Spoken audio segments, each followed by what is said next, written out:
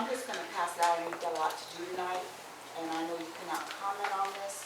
But my question to the BOC is this: do you know what salaries are currently being paid by Propo? What the total is? What employees are being paid? And I speak specifically. I'll use one example, which is the Montgomery Phase 2 project, of which I'm on that committee. And part of the money that we're spending, we have a project manager by the name of Michael, drawing a blank here. Nickel? Thank you very much, Michael Nichols. And part of the money that we've gotten for Phase 2 is paying his salary. So I'm wondering if that has happened in National City. But additionally, I just think that that is a question that you need to ask. Are we paying a part of Mr. Calhoun's salary out of Propo? Are we paying a part of Mr. Alt's salary? Whose salary are we paying and how much? I'm just curious. I don't know if you might be as well. Thank you, sir. You know, that sounds, we'll move on to the agenda. That sounds maybe something that we take under advisement and think about. I know I have some, let me ask, and we'll move on. I have another agenda item where I had a question on staffing costs, and maybe that would prompt more discussion. Since that item was agendized, to talk more about this then, rather than now, but thank you. Next item is a report from the CBOC chair. A couple of quick items. First of all, I had a meeting with Dr. Alt several weeks ago in which we went over some pretty technical type questions regarding the bond anticipation note that was distributed earlier to the committee as information. And maybe after I'm done here for a second, maybe you can elaborate anything we talked about. But what I got out of the meeting is that the district, there were some shortcomings perhaps in the bond anticipation note process prior to Mr. Alt being here. But just speaking as chair, I think he's got the message, what needs to be done as far as greater transparency and greater just sort of dotting the I's and T's on them. And in particular, what hit home with me in talking with him, and more because he's been very educational as well, is that the potential importance of the Office of Education overlooking all matters, including this bond program, in terms of district finances, and they're sort of they have some of an oversight role. So that was good to hear about that. But anyway, met with Dr. Alt. It was a good meeting on the bond anticipation notes. I meet, as you know, weekly. Usually over the phone with Tom Cohen and Paul Woods, and go over the agenda and just what's going on with things. But anyway, I think just after the last meeting, because it went, I went down because I think one of the roles, and this I hear other, but whoever is chair here. Otherwise, I went to the Imperial Beach City Council under non-agenda public comment and just said, hey, we have two schools, either one of them in your district run that really serves your city. Went down and explained to them what our committee does, just matter of fact, and we're here as an oversight committee to hear from you. So that was, what was interesting about it is that the city, the mayor said we'd like to have you come back or whatever from the committee and actually have more of a presentation of what bond oversight is and what the committee is up to, what we're due. So, because there's a lot of articles in the paper, but what do we do? We're here to help out. So I did do that. I think after our last meeting, it was the next day, there was an annual conference on Calbach on bond oversight. Daniel Treasurer Locke here spoke. A lot of it was talking about bond anticipation notes, lease back from Sacramento. It was very well attended and got good press coverage, more so in Northern California. But I think what you're going to see in this coming year, and it's real, if I have any part in it, it will be a significant role. Because I've been working, and this will be my final thing on the report from the chair, a little longer than normal, is that I'm working with another director to develop something to take to the full Calbach on best practices, how from committee member selection what should be in performance audits, how should meetings be conducted, to how should new members be trained, and all these kind of things of best practices in bond oversight. And so I think that's important. I was just thinking through the last year of how, it'd be nice to point to, hey, that's the way it's supposed to be done. Somebody says that's the way it's supposed to be done, and that somebody is well respected. And so we constantly have that going as a committee, figuring out what should or shouldn't we be looking into, how far do we go, and so that's going to be an evolving process. And finally, and it's a guy that Bernardo also talked with, David Vasquez from Senator Wyland's office. Had a discussion with him on bond oversight, what improvements could be made to make it more teeth into it. So I gave him my opinion about how bond oversight could perhaps be expanded or given more teeth to it, I guess. And one of the ideas that I said, just as a person for now, maybe it's later, is that if there was some kind of, and I don't know what the right percentage was, small, minute, 0.25% of bond proceeds each year shall be available to the Bond Oversight Committee out of proposition of bond proceeds to fund necessary services. So you wouldn't have to beg to the general fund that if we needed something, assistance, that we would have that kind of assistance. Because our budget request that we enacted, back in February was not funded in this current, or next year's fiscal year that starts July 1. So that's an issue I mentioned with Wyland's office. Anyway, longer than I'd hoped for the chair report, but there was a lot going on in the last month. And there was also an editorial in today's paper about capital appreciation bonds. So anyway, that's it from the chair report. Any questions, or did I make you fall asleep, or? You talked about best practices again. We've really been, in my mind, I think we've talked a lot about best practices. What I'm concerned about, what I'd like to see, I guess, is some way of figuring out which best practices we want to follow and how we can instantiate them. I think we've been through one iteration of updating bylaws with best practices. Where do we go from here on that? And I know we need to get this to our subcommittee, but I think in general, your view on that. My view on it is you need an active subcommittee, number one, that would meet maybe a week or so prior to the current meeting. I think you need to look at, somebody needs to, and I could collect the information of what are other bond oversight committees doing around this county, ones that would be accepted, and I don't know how you define it exactly, that best practice. Who else is doing it and where is it working?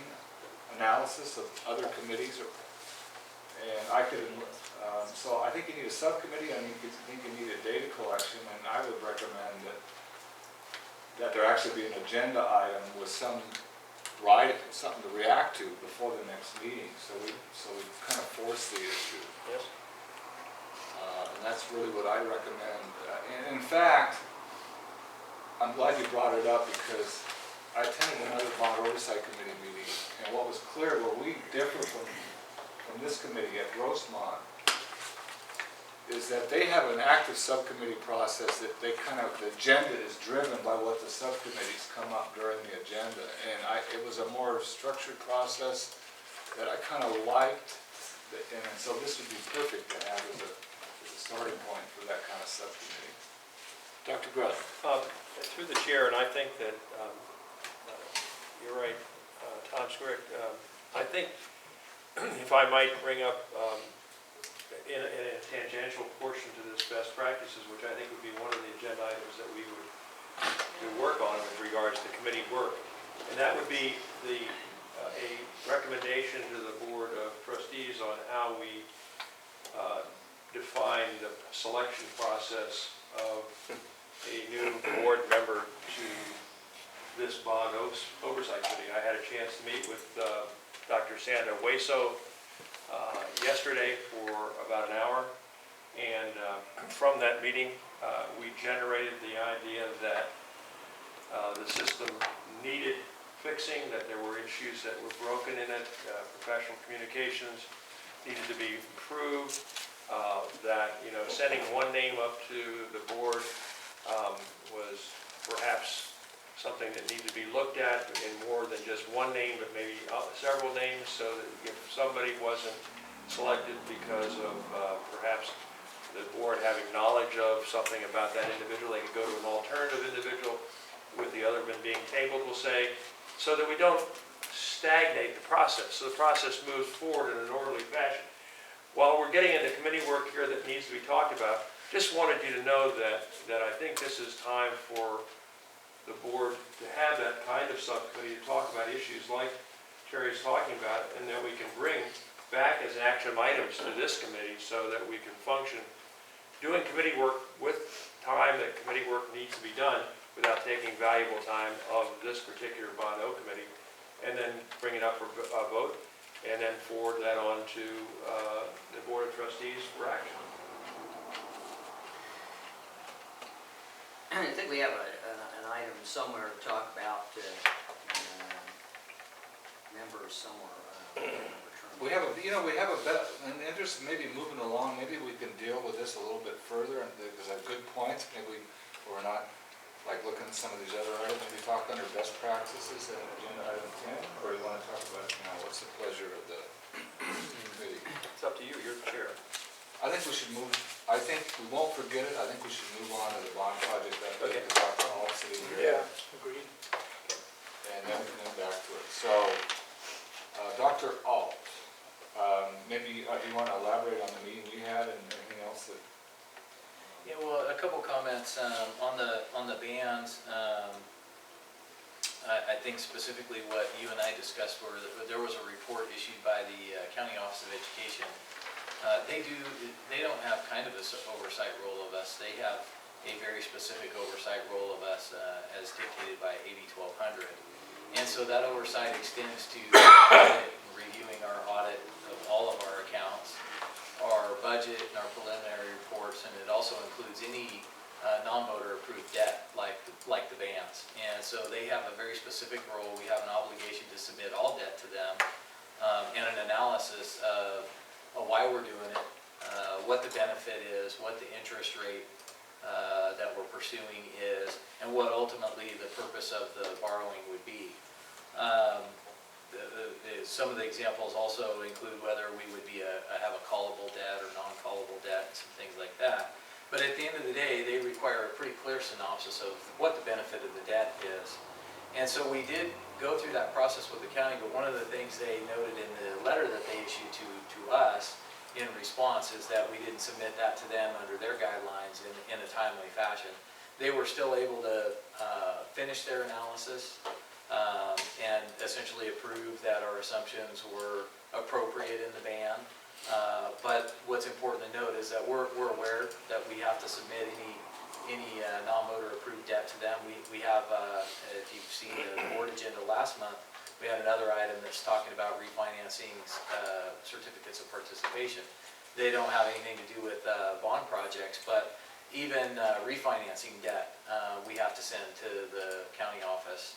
And so since we have to do that analysis anyways, and we have to provide that summary, my suggestion to the chair was that that summary be a discussion here when it's debt related to the bond program and relevant to what this committee does.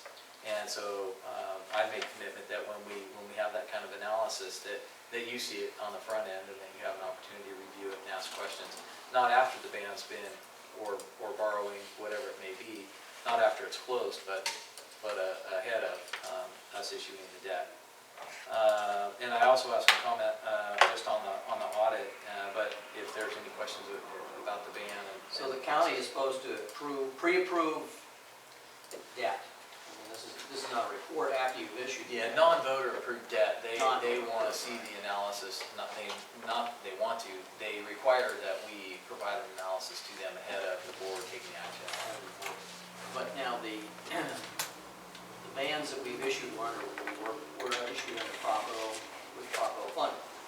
Is that, they require seeing those first, because that is voter approved? Well, because a ban isn't voter-approved debt because it really is a bridge funding. They do require that we show it to them. We did in fact submit the analysis to them, but not within their timelines. They had an opportunity to review it and submit their report, their analysis back to us prior to the board taking action. But they have timelines where they would have liked a little bit more time to be able to look at it and investigate what our assumptions were, or investigate whether they see our assumptions in the same light that we do as well. So I need a point of clarification. Were the bans that we issued, or are any of the bans that we issued, are they done with Propo funding, or are they completely separate from Propo? They're actually, they're linked to Propo, but they're not funded by Propo yet. What they are is issued in advance of bonds being issued. So when we sell our next series, we would pay the bond anticipation notes also. But in reality, they're separately issued. That's correct. That's correct. As you go through the process, we've talked a lot about how we do that. So the funding that comes for underwriting those, is that Propo money? Propo, and in most cases, general fund General backs it as well. And for specific reasons, although our analysis showed that our assessed value would cover the bond anticipation notes, we have a stronger credit rating in the market when we go out. We're selling our stock, so to speak, just like any other company would be. In the private market, they don't look at us any differently, or not the private market, but in the finance market, they don't look at us as being special because we're schools. So they want to look at the layers of funding sources that we can support our debt. The more funding sources that we have, the more unencumbered properties and things like that we can use to bolster our credit, the better rate we get on our borrowings. Sure. So in the bands, we substantiated our assumptions as to why Propo would be able to pay for the bands. But in the event that that wasn't the case, the general fund is the next funding source that would support that. Yeah, I gotta say, at least I thought I understood the bands pretty well, because we talked a lot about them and understand the risk. And I think Tom's done a pretty good job of explaining it to us, and the issue of callability, that's the right word. So I think we have talked a lot about bands. I don't think we've ever talked enough, but I personally feel comfortable with the stand. Now, the one thing I will say is start looking at some of the the political and public stance, start seeing reflected in the newspapers and other things. Bands are kind of becoming like cabs, becoming to be the bad guys. I understand the need for caution. On the other hand, I also see the need for flexibility and why they exist in the first place as well. In my mind, the issue is the due diligence and the solid analysis, particularly in that property values will go up within the 5-year period that we're in right now. Mr. Chairman? Yes. Kevin? Al, I think Terry had asked a question. It is anticipated, that's the A in ban, that you will have Propo money to retire this debt at the end of 5 years, as it must be, or you have to refinance it. But he asked the question, the origination fees, shall we say, the cost of going to market and all of that. You weren't clear on that. Is that being paid with Propo money as well? Or is it being... Ultimately, Will, I'm sorry, I apologize if I didn't touch on that. I didn't hear the cost of issuance piece, but the cost of issuance is, those are expenses that we do have to pay as a part of the borrowing, and they ultimately then are paid for by Propo money if we do anticipate bonds to pay for the bands. Yeah, I mean, there's just a balance then, because you're going to pay those same fees again to get the money to pay off the ban, and by accelerating the use of that money, have you made your money back? And the answer is going to change depending on the circumstance. Correct. One other question. When you refer to debt, from an accounting standpoint, when you do an inter-fund transfer, do you show that as debt? I mean, because there's a limited amount of time that you can have that money from one fund to another, and I don't remember the exact formula, but it's so many months, if it's close to the fiscal year, you can wrap over. But it's less than 1 year that you can have it, like slightly. So when the district borrowed money from Prop O fund, they did an interfund transfer. And they got beat up over that because they weren't telling anybody, and they were using it for expendables, for cash flow, if you will. Do you ever show that as debt? It's not debt in the terms that we have accounts for long-term debt, like our certificates of participation and whatnot. We have special accounts set up that we pay that debt out of. But we do have records, just not in the same way that we have long-term debt. But we keep a record of all of our interfund borrowing, the date that it's due, when and how we paid it back, and the interest rate that we pay it back with. And that was what was lacking at the point in time where the interfund borrowing was done with Prop O, was just that record keeping. And so we have that now, and it's part of what I have recommended, and the superintendent agrees that we'll have monthly financial reporting to the governing board about our budget to actuals in our general fund. Tom already does that in Prop O anyways, but we'll mirror a lot of what he already has in Prop O. But it'll also include our cash flow, and then where we do the interfund borrowing, and on that interfund borrowing schedule, it'll show exactly when it's due, when we've paid it, and the interest rate with which we pay it back. Yeah, again, using it as a bridge loan or something, I can understand it, it's well-intentioned. My concern is that if you don't keep track of it, and you may put it in, I mean, look, the state does it all the time. They'll pay it back at the end of the statutory period and borrow it the following day. But at some point, it has to be put back in, and you don't have the cash flow or the income, the revenues, to continue your level of spending and replenish those, in this case, Prop O fund, but any of the other funds. So, at some point it becomes debt, and it may be that you're taking it from your kid's college fund, or you're taking it from your cookie jar, but unless it's used very judiciously and you keep real close track of it and replenish it, all of a sudden it becomes real money, and you've got a problem. It's a deeper hole. Yeah, what you'll see is in our ongoing financial reporting is it's really important for us to be able to show you our revenues and our expenditures and where those gaps are. There's some months that our revenues, because of the way the state pays us, are inordinately above what our expenditures, and then there's many months where our expenditures are not covered by the state reimbursements. But what you should see in a cash flow report is what we're short, the projection on how many months we're going to be short, so the exact amount of money that we will borrow from another fund, and our schedule of payment from the state on our general allocation where we'll pay it back. Now, we have a policy now, the board policy against borrowing from Prop O, but that same theory should exist whether it's Mello-Roos funds or anything else. We'd be responsible for the same schedule if we were borrowing for what's called a tax revenue anticipation note. The county has a pool where we can borrow money from them as well for cash flow, but their requirements are that if we have any other funds like Prop O or like Mello-Roos, that we have to borrow from that first, that we're not hitting the county pool until we don't have those funds any longer. But we do have a vehicle where we can do it through the county, and then if we're not eligible for that, we can also borrow in the private market. But at the end of the day, what a private market would require us to do is show exactly when we're going to get revenues and exactly when we're going to pay them back.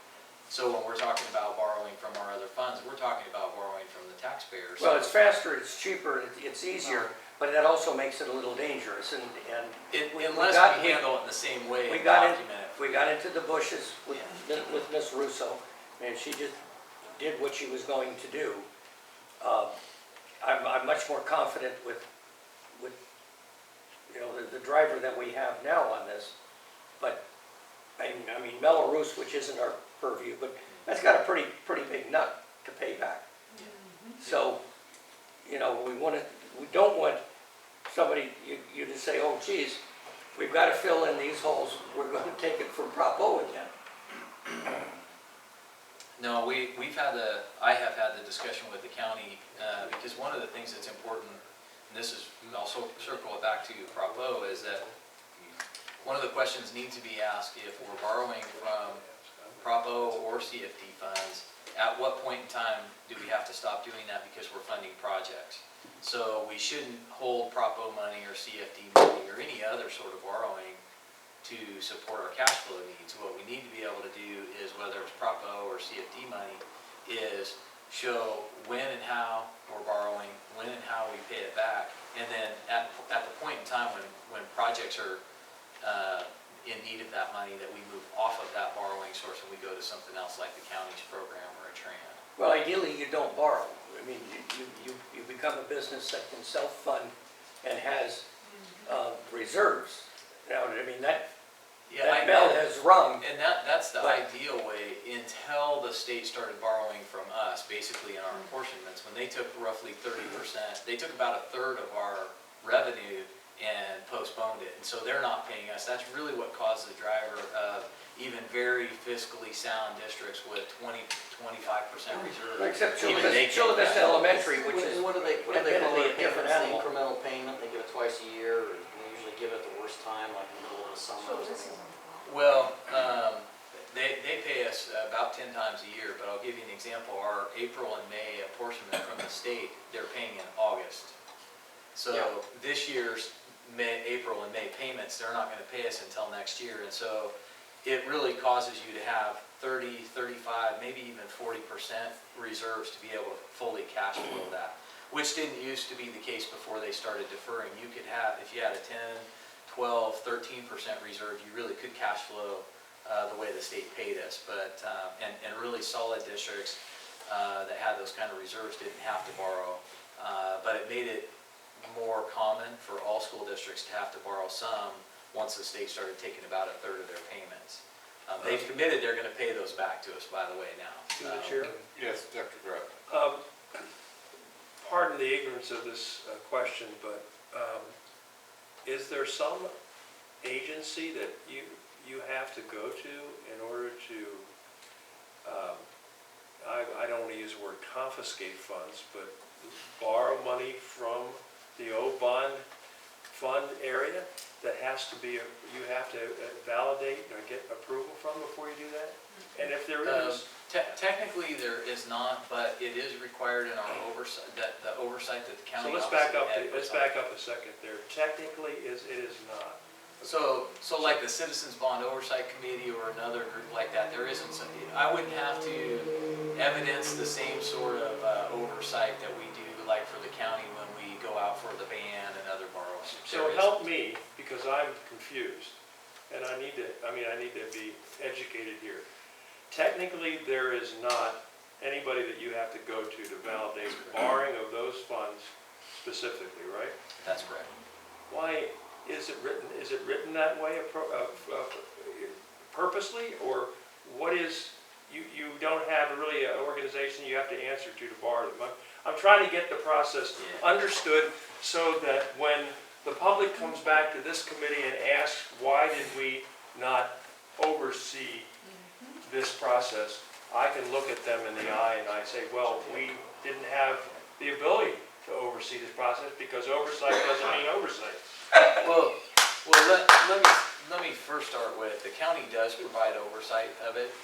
But if the county provides oversight, what is this committee necessary for? Well, I mean, there's bylaws and ed code and whatnot that you're responsible for. I'm not responsible for anything, really. If I can't look at what you all want to borrow and have an opportunity to at least assess it, to see that it's reasonable and it makes sense, how do I operate there? I'm just confused. I don't understand. Well, first, we're not borrowing from Prop O, so that would technically remove it from the purview of this group. That's correct. But what's important is that, and I've said this since I've been here, really I'm not talking about what we're going to do technically. In fact, what I said earlier was, you're going to see from me a monthly report on what we need to borrow, where we're borrowing it from, where it's paid back. So technically we don't need to do that, But at the end of the day, we would have to do it through a private financier. So the way I view the taxpayers as our financier is that I should provide you the same type of reports. And so the oversight then will come from it being a publicly viewable thing in a board agenda item monthly, and that you can comment on, and we haven't had that in the past, and that's really what caused the biggest issue with Prop O. As you know, we went and got a legal opinion saying, sure, you can do it, but that legal opinion then doesn't go into, kind of like your performance audit says, you can do these things, but here's some best practices that go along with it, downstream steps. And so at the end of the day, the downstream steps are the ones that are missing that I'm committing to putting in place. So you do have an opportunity to look at it, at least comment on it and question, why are you doing this? Did you pay it back? When did you pay it back? Did we get interest and things like that? So you believe, from your perspective as chief financial officer for the district, that basically you have accountability about when you're going to borrow these funds, why you're going to borrow these funds. You believe that you have accountability to this board. All taxpayers, the public, everybody, essentially. I'm specifically, of course you do, but I'm specifically relating it back to the performance of this board and the duty of this board. You believe that you have that responsibility. Oh, absolutely. Thank you. That's all I wanted to ask. You know, As it relates to Prop O money. Well, that's right. That's all I'm talking about. Prop O money. yeah, it sounds to me like this is an evolving process under your regime. But, one of the things that and we do have a pretty busy agenda, but I do want to say that, when I first got on this committee, there was really a major lack of transparency by the district. And because you didn't have that, then you didn't have the trust, and then you had all the board men, the ruckus. And I think we're finally seeing some thawing of the iceberg kind of type thing here, and so we're getting more transparency. And I think I don't think we can tell you every time exactly what to do, but what I'm hearing is that he wants to tell us what the hell's going on up front with the debt they're about ready to issue, and that's really, and I don't know the mechanics of it. Maybe what we